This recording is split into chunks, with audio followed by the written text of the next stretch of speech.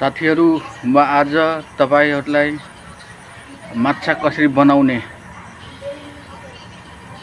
सबभन्दा पहिला माछा पखालेर देखाउँछु। माछा देख्नुभयो, माछा राम्रोसित पखालेर अब पकाउन लिएर जाँदैछु। माछा तार्नु भन्दा अगाडि कुन मसला मिलाउनु पर्छ यसरी मिलाउनु पर्छ। अनि त्यसपछि माछा तार्दा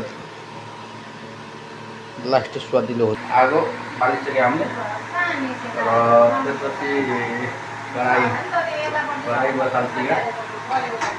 कराई तताउनु पर्यो। 2 पिस गरेर यसको बिस्तारै तार्नुपर्छ। रातो बनाएर तार्नुपर्छ। अर्कोतिर नि फर्काएर पकाउनु पर्छ।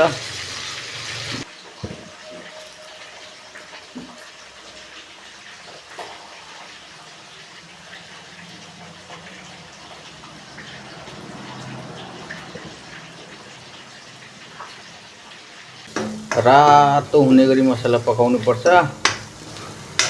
त्यसपछि अब मसला पाक्नलाई 5-10 मिनेट लाग्छ। अब यो माछा हाल्नु पर्छ। यसरी हाल्नु पर्छ। त्यसपछि मजाले पाक्न दिनुपर्छ। सरी मिलाइदिनु पर्छ। माछा खाने हैन त साथीहरु,